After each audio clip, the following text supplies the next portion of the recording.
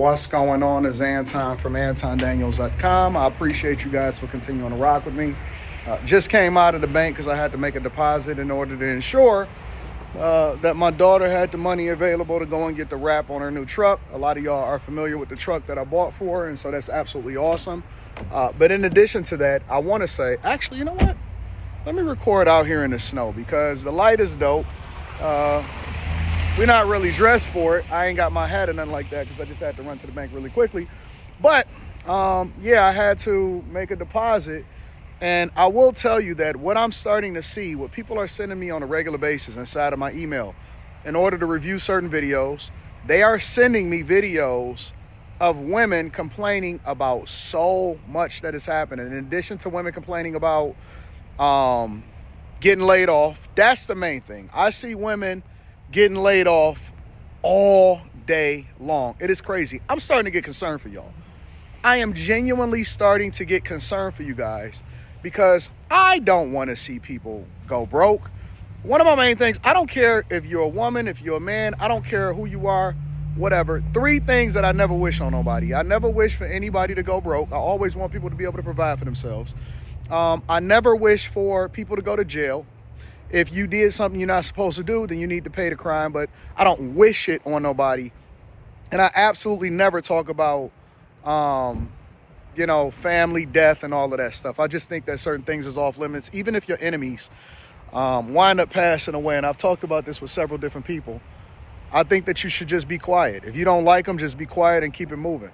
I would love to get back to Miami, but I got a lot of business. I got an interview that I got to do tomorrow at the studio, but I don't wish those on anybody. So when I see a lot of these women complaining about getting laid off and their financial circumstances and stuff, I don't wish it on them. But at the same time, we got to pay the piper.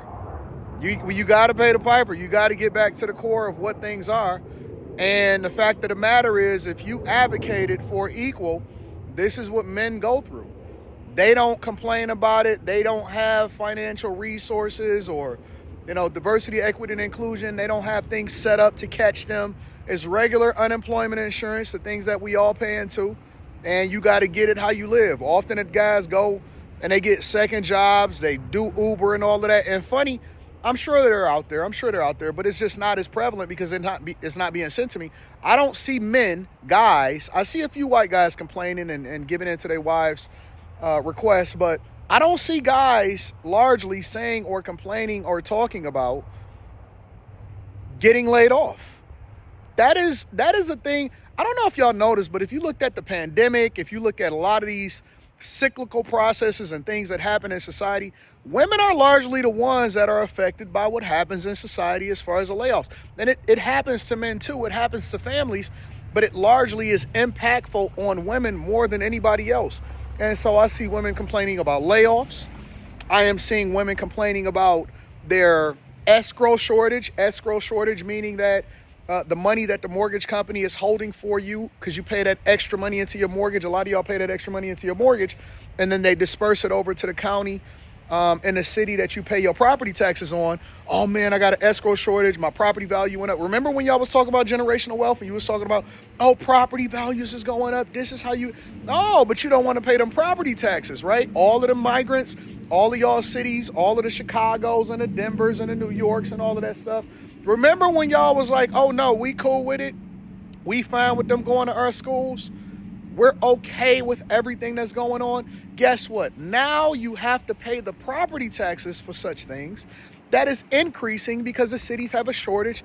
And remember, you said that you didn't want the audit of the federal government and you don't want the audit of your local city and municipalities and stuff like that. Well, guess what? Now when they raise the property taxes because they say that you guys got to pay for the shortages because they overspent or they're not managing the money correctly or who knows where the money is going or kickbacks or their friends got government contracts in order to continue to staff these migrants. So now they're raising your property taxes. You're paying that in escrow. They're trying to justify it by saying that, well, listen, your property values go up. Well, that's called an unrealized gain.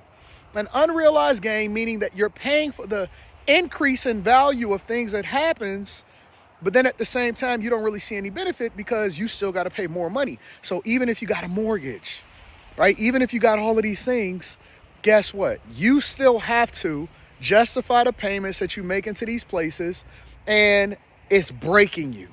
And then you combine that with the layoffs, right? You combine that with the increased prices. You combine that with all of the policies that we're still paying for. Because let's be clear, Trump just got into office. He only a month in. So nothing that he's doing financially is impacting you. You're paying for legacy policy from the people that came before Trump. So now that we see all of this stuff happening and we see women complaining and stuff like that, I don't want to hear it. I don't want to hear it. Man up, man up. Pull your big girl panties up.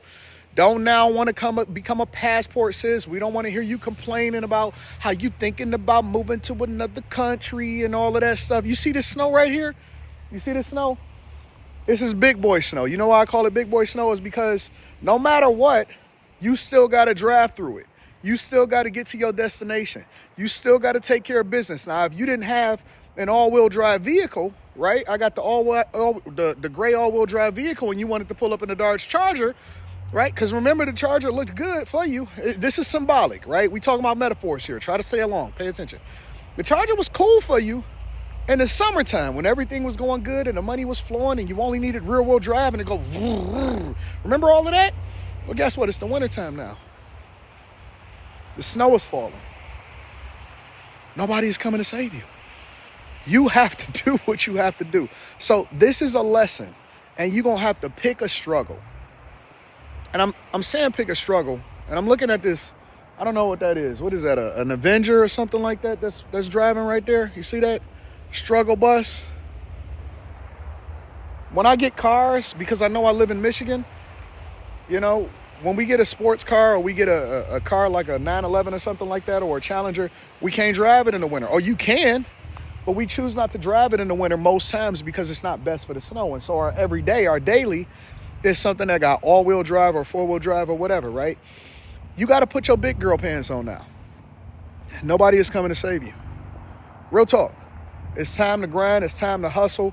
You're going to start to see what people are really made of over the next 12 to 18 months, 2 years. After tax season is over, a lot of people are complaining that, all of that tax season, everything. Like, you're going to start to see what people are really made of, and we're going to see who really got it and who didn't. Who really balling and who was subsidizing a lifestyle.